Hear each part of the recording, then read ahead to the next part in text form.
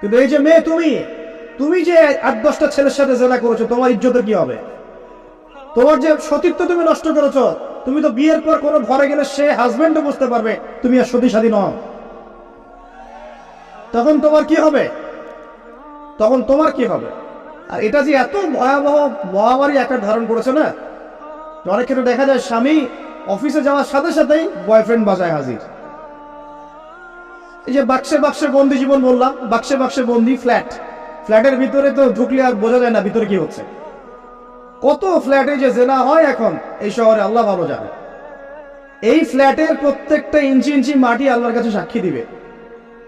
যেখানে যে মাটিতে বসে অবিবাহিত যুবক যুবতী জেনা করেছে আর বিবাহিত যুবক যুবতীরা এবং এই স্বামী স্ত্রীরা জেনা করেছে, এর ইঞ্চি ইঞ্চি মাটি আল্লাহর কাছে কথা বলবে। এর ইঞ্চি ইঞ্চি মাটি আল্লাহর সামনে কথা বলবে। ইয়াউমাইযিন তুহাদ্দিসু আখবারাহা, সেদিন তুহাদ্দিসু আখবারাহা, জমিন তার খবর বলবে আল্লাহর কাছে। জমিনের কোথায় কোন পাপ হয়েছে সব বলে দিবে। এই জমিনে এখানে দাঁড়িয়ে জেনা করেছে, ওইখানে দাঁড়িয়ে মদ খেয়েছে, ওইখানে কাউকে খুন করেছে, জমিন বলে দিবে। একটা কথা এখানে মাঝখানে বলে দেই, যারা অবিবাহিত যুবক যুবতী আছো, এই লেকচার তোমরা যারা শুনছো, তোমাদের মধ্যে কেউ যদি জেনা করে থাকো, অবিবাহিতর কথা বলছি, তোমাদের কাঁধের মধ্যে এখন 100 বেত্রাঘাতের শাস্তি ঝুলে আছে। সূরা নূরের 1 থেকে 3 নম্বর আয়াত পড়ে দেখবে, অবিবাহিত যুবক যুবতী যদি জেনা করে তাদের শাস্তি হচ্ছে 100 বেত্রাঘাত, তাও জনসমক্ষে, এবং এক বছরের জন্য নির্বাসন। এই বিধানগুলো যদি পৃথিবীর কোনো দেশেও না থাকে, আসমানে আছে। মরার সাথে সাথেই এই বিধান কার্যকর হবে ইনশাআল্লাহ। বাঁচার বুদ্ধি কি? একটাই উপায় আছে। এই লেকচার কেন চলে গেছে? অনতিবিলম্বে ওযু করবে, ওযু করে খালেস ভাবে রাতে শেষ রাতে জায়নামাজ বিছাবে, জায়নামাজ বিছিয়ে আল্লাহর সামনে দাঁড়িয়ে 2 রাকাত নামাজ পড়বে, পড়ে নিজের পাপের কথা স্মরণ করে চোখ দিয়ে দরদর করে পানি ফেলে দিবে, আল্লাহকে সিজদায় গিয়ে বলবে, আল্লাহ আমি জিনা করেছি, আমাকে মাফ করে দাও। আমার এই পাপের কথা কেউ জানে না, তুমি জানো, মাফ করে দাও। এই মাফ নেওয়ার পরে আবার ওই যার সাথে করেছেন ওর সাথে আবার লিঙ্ক আপ করার চেষ্টা করেন না। আসো আমরা জেনা করেছিলাম, আসো বিয়ে করে নেই, এটা সলিউশন না। জেনা করেছেন, আগে তওবা করে ফিরে আসতে হবে, তারপরে পুরো জীবন ইসলামিক লাইফ লিড করতে হবে। আল্লাহ যদি দেখেন যে হ্যাঁ আপনি ঠিকঠাক তওবা করে আল্লাহর পথে চলছেন, আল্লাহ তখন আপনাকে নেককার স্ত্রী দিবে ইনশাআল্লাহ। এই এই এই একমাত্র রাস্তা যুবকদের জন্য এবং যুবতীদের জন্যও। যুবকরা না হলে পার পেয়ে যেতে পারে, কারণ একটা কথা সমাজে প্রচলিত আছে না, যে ছেলে মানুষের ইজ্জত তো সহজে যায় না, গোপন হয়ে গেছে, কেউ জানে না, আল্লাহ মাফ করে দিয়েছেন, সে হয়তো পার পেয়ে গেল। কিন্তু এই যে মেয়ে, তুমি যে 8-10টা ছেলের সাথে জেনা করেছো, তোমার ইজ্জতের কি হবে? তোমার যে সতীত্ব তুমি নষ্ট করেছো। তুমি তো বিয়ের পর কোনো ঘরে গেলে সে হাজবেন্ডও বুঝতে পারবে তুমি আর সতী সাথী নও। তখন তোমার কি হবে? তখন তোমার কি হবে? বিবাহিত যারা আছে, এই যে দেবর আর ভাবি, এই যে শালী আর দুলা ভাই, মধুর সম্পর্ক না এগুলা? দাঁড়াও, এগুলো মধুর সম্পর্ক। দেখা যায় সুবহানাল্লাহ, এই যে আমার এখানে ফোন আছে না, আমাদের অফিসিয়াল পেজ আছে, অফিসিয়াল পেজে যত প্রশ্ন আসে দেখি ম্যাক্সিমাম জেনা কেন্দ্রিক, ব্যভিচার কেন্দ্রিক, পরকীয়া কেন্দ্রিক। একজন প্রশ্ন করেছে যে দোলা ভাইয়ের চরিত্র এত খারাপ ছিল, আর ওই মেয়ের বয়স তখন কম ছিল, 13 বছর বয়স। 13 বছর বয়সের মেয়ের দিকে সে চোখ দিয়েছে। যাকে বিয়ে করেছে তার সাথে তো সম্পর্ক আছেই, যাকে বিয়ে করেছে ওর সাথে তো সম্পর্ক আছেই। তারপরে আপনার শালীর সাথে সম্পর্ক। এখন শালীর সাথে তার 2 বছর ধরে সম্পর্ক করার পর সেগুলোর ভিডিও ধারণ করেছে, ধারণ করে তাকে ব্ল্যাকমেইল করছে যে যদি আমার সাথে খারাপ কাজে সে রাজি না হয় তাহলে এই ভিডিওগুলো ভাইরাল করে ফেল। এই যে অনলাইনের যুগ, এখন তো মানুষ নিশ্চিন্তে মানুষ যে একটা প্রাইভেট লাইফ লিড করবে সেটাও করতে পারে না। প্রাইভেট লাইফের সবকিছু রেকর্ডেড হয়ে যায়, হয় না? এটা একটা ফিতনা, মহা ফিতনা। সে রেকর্ড করেছে, এইভাবে ব্ল্যাকমেইল করে এই শালীর সতীত্ব নষ্ট করলো। 1 বছর 2 বছর না, 3 বছর ধরে। এখন এই মেয়ে প্রশ্ন করছে পেজের মধ্যে যে এখন তার মানসিক অবস্থা এতই খারাপ, সে জিজ্ঞাসা করছে আমি যদি আত্মহত্যা করি তাহলে আমার পাপ হবে কিনা। এই মেয়েটা যদি আপনার বোন হতো কি করতে না? আল্লাহ না করুক, এই মেয়ে যদি কারো মেয়ে হতো তাহলে কি করতেন আপনি? আপনার কাছের কেউ হলে আপনি কি করতেন? এখানে ওই শাস্তিটা না বলে সামনে যেতে পারছি না।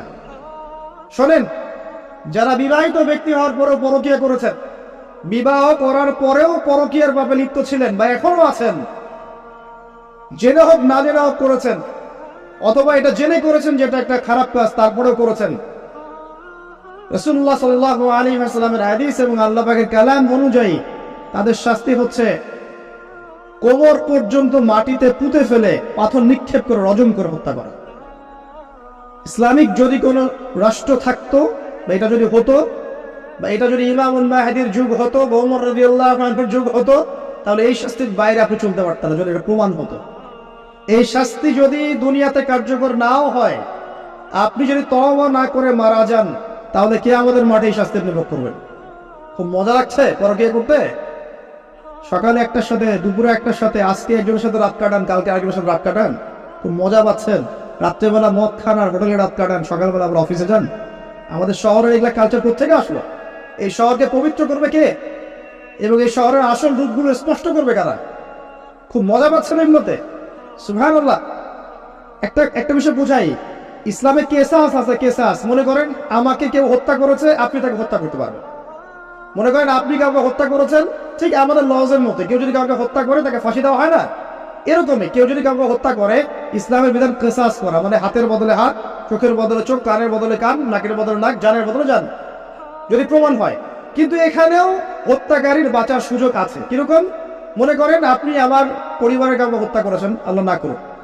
এখন আপনি এসে আমাকে ক্ষমা চাচ্ছেন যে আমার ভুল হয়ে গেছে, আমি মুক্তিপণ রক্তপণ দিব, আমাকে মাফ করে দেন। এখন আমাদের পরিবারকে আপনাকে বললো ঠিক আছে আপনাকে মাফ করে দিলাম, আপনার কেসাস করার দরকার নেই, আপনি রক্তপণ দিয়ে দেন, তাহলে আপনি বেঁচে থাকার সুযোগ পেলেন। বুঝতে পারছেন? একটা হচ্ছে মুরতাদ। মনে করেন কেউ ইসলামের কিছু বিষয় অস্বীকার করেছে, তাকে জেলখানায় বন্দী করে রাখা হবে, সুযোগ দেওয়া হবে যে আপনি কি এগুলো জেনে শুনে বলেছেন নাকি এর উপর অটল থাকবেন না ফিরে আসবেন। সে যদি বলে না আমি তওবা করলাম, আমি এগুলো থেকে ফিরে আসলাম, ও বেঁচে থাকার অধিকার পেয়ে গেল। কিন্তু বিবাহিত ব্যক্তি যারা ব্যভিচার করেছে, বিবাহিত ছেলে বা মেয়ে ব্যভিচার করেছে, তওবা করে যদি ফিরেও আসে, রজমের শাস্তি থেকে বাঁচার কোনো সুযোগ নেই। আল্লাহর কাছে ক্ষমা চান, ইস্তেগফার করেন। জেনার ফলশ্রুতিতে সমাজে মহামারী নেমে আসে। জেনা, পরকীয়া, অশ্লীলতার কারণে সমাজে এমন সব রোগ ব্যাধির উদ্ভব হয় যেগুলো কখনো ছিল না। এই শহরটা জেনার শহর। আমাদের এই ঢাকা শহর জেনার শহর। আপনাকে এটা বোঝার জন্য আমার লেকচার না শুনে আপনি পেপার পত্রিকা ঘাটেন, অনলাইন সার্চ করেন, দেখবেন এই শহরে আনাচে কানাচে জেনা হয় এবং ওপেন জেনা হয়, মানুষ জেনাকে হালাল মনে করে। এই শহরের যুবক যুবতী যারা একে অপরের সাথে বয়ফ্রেন্ড গার্লফ্রেন্ড কালচারে লিপ্ত আছে, এটাকে তারা হালাল মনে করে, কেউ হারাম মনে করে না। কত বড় সাহস দেখায়। আর রাস্তা দিয়ে আমরা হেঁটে গেলেও বয়ফ্রেন্ড গার্লফ্রেন্ড এসে আমাদেরকে সালাম দেয়, হুজুর আমাদের জন্য একটু দোয়া করেন। তো প্রত্যেকটা পার্কে পার্কে যাবেন, এই যে আপনাদের রেস্টুরেন্টগুলোতে যাবেন, দর্শনীয় যে স্পটগুলো সেখানে যাবেন, দ্বিধা আছে জেনা হচ্ছে, জেনা আছে না।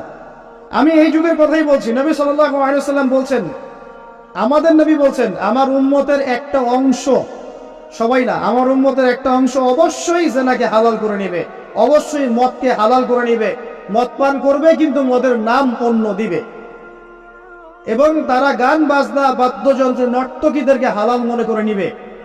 নবী সাল্লাল্লাহু আলাইহি ওয়াসাল্লাম বলেছেন, যখন সমাজে এরকম পাপ বাড়ে তখন সমাজে এমন সব রোগ ব্যাধি আসে যা আগে কখনো ছিল না। এবং এদের ব্যাপারে নবীজি বলেছেন, একদিন সকালবেলা আল্লাহ পাক এদেরকে বানর এবং শুয়োর বানিয়ে দিবেন।